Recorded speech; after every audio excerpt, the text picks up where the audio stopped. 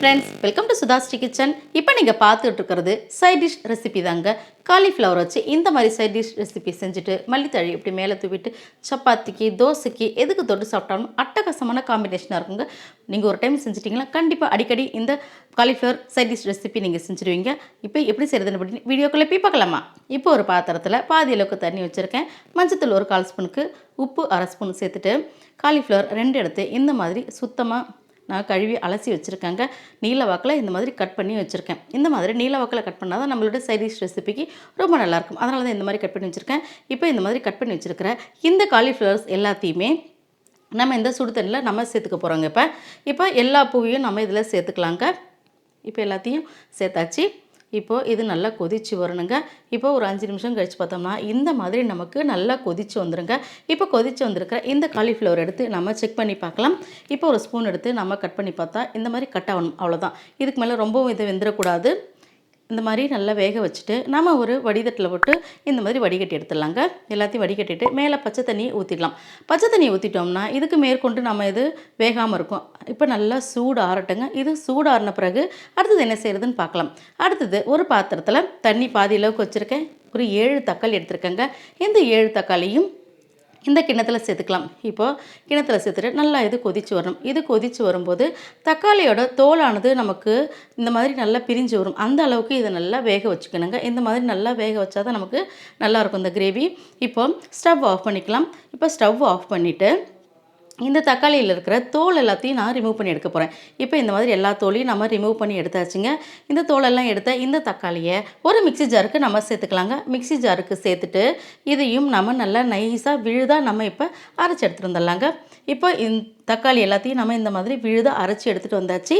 அடுத்தது பூண்டு ஒரு 1/2 கப்புக்கு இருக்கிற மாதிரி கிட்டத்தட்ட ஒரு 25-30 பல் இருக்குங்க. அந்த மாதிரி நான் சேர்த்துட்டு இதையும் நைஸாக அரைச்சி எடுத்துகிட்டு வந்துடலாம். அடுத்தது ஒரு வாணலியில் பாதி அளவுக்கு எண்ணெய் வச்சுருக்கேன். இப்போ நம்ம வேக வச்சுருக்கிற இந்த காலிஃப்ளவர் எல்லாத்தையும் சேர்த்துட்டு நல்லா பொரிச்சு எடுத்துருக்கோம். ஒரு 2-3 பேட்சாக போட்டு பொரிச்சு எடுத்துக்கலாங்க.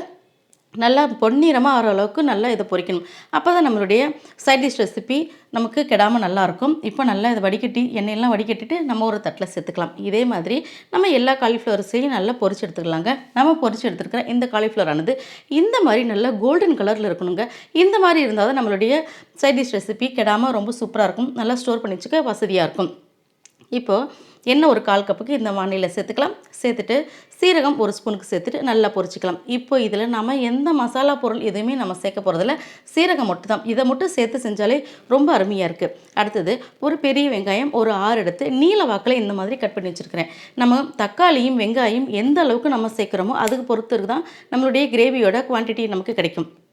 இப்போ ஒரு 6 வெங்காயம் எடுத்து இந்த மாதிரி நல்லா வதக்கிக்கிறேன் பாருங்கள். ஒரு 5 நிமிஷம் கழித்து நல்லா கண்ணாடி பதம் வரும். அந்த மாதிரி ஸ்டேஜ் வர வரைக்கும் இதை நல்லா நம்ம வதக்கி எடுத்துக்கணும். இப்போ நல்லா கலர் மாறுற அளவுக்கு இதை நல்லா வதக்கி எடுத்தாச்சு பாருங்கள்.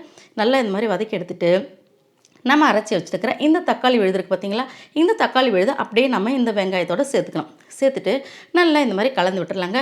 இந்த மாதிரி கலந்து விட்டுட்டு இருக்கும்போது இந்த தக்காளியில் இருக்கிற தண்ணி எல்லாமே நமக்கு வற்றிட்டு நமக்கு நல்ல கெட்டியான பதம் கிடைக்கும் பார்த்தீங்களா. அந்த மாதிரி ஸ்டேஜ் வர்ற வரைக்கும் நம்ம எல்லாம் நல்லா வதக்கிக்கணும். இப்போ நம்ம செய்கிற இந்த சைட் டிஷ் ரெசிபி நம்ம ஸ்டோர் பண்ணி வச்சுக்கிற மாதிரி தாங்க. நம்ம இங்கே பிக்னிக் போனால் கூட இதை நம்ம செஞ்சு வச்சிட்டோம்னா சப்பாத்தி செஞ்சுட்டு இதை எடுத்துகிட்டு போனால் நமக்கு சைட் டிஷ் கிடவே. இப்போ பார்த்தீங்கன்னா நம்ம தக்காளியில் இருக்கிற தண்ணி எல்லாம் வற்றிட்டு இந்த மாதிரி நல்லா நமக்கு கிடச்சிருச்சு பார்த்தீங்களா. இந்த மாதிரி ஆன பிறகு நம்ம அரைச்சி வச்சுருக்கிற இந்த பூண்டு விழுதையும் சேர்த்துட்டு நம்ம நல்லா வதக்கிக்கணும். இப்போ இது கூட இஞ்சிலாம் நான் எதுவும் சேர்க்கலை. அடுத்தது மிளகாய்த்தூள் 1.5 டேபிள் ஸ்பூனுக்கு சேர்த்துக்கலாம். உப்பு தேவையான அளவுக்கு சேர்த்துக்கலாம். சேர்த்துட்டு இந்த மாதிரி நல்லா கலந்து விட்டுக்கலாங்க. நல்லா இந்த மாதிரி கலந்து விட்டுட்டோம்னா நம்ம வதக்கிட்டு இருக்கும்போதே வாசனை ரொம்ப சூப்பராக அட்டகாசமாக இருக்குங்க. நல்லா இதை வதக்கி எடுத்துக்கணும். இந்த பச்சை வாசனை பூண்டோட பச்சை வாசனைலாம் போகிற அளவுக்கு நம்ம நல்லா வதக்கி எடுத்துக்கணும். அந்த மாதிரி செய்யும்போது தான் இதோடைய காலிஃப்ளவருடைய இந்த சைட் டிஷ் ரெசிபியானது ரொம்ப அட்டகாசமாக இருக்கும்.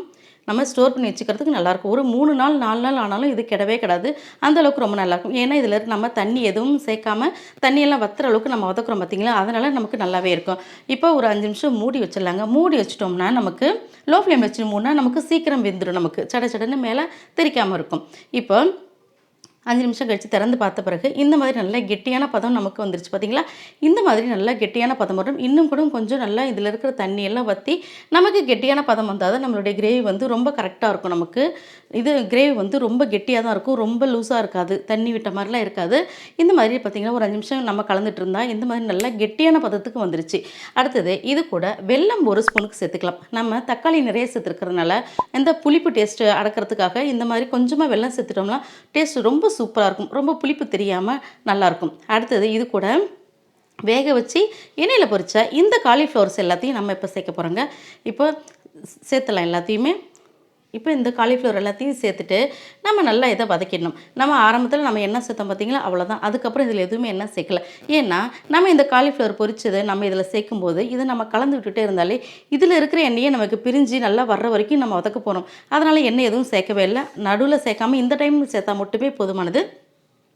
இப்போ இது எல்லாத்தையும் சேர்த்துட்டு நல்லா வதக்கி எடுத்துக்கலாங்க. ரொம்ப அருமையான காலிஃப்ளவர் சைட் டிஷ் ரெசிபி நம்ம வீட்டில் சூப்பராக ரெடி ஆகிட்டுருக்கு. கொஞ்சம் நேரம் வதக்கின பிறகு இதில் எண்ணெயெல்லாம் பிரிஞ்சு வர அளவுக்கு நம்ம வதக்கிக்கலாம்.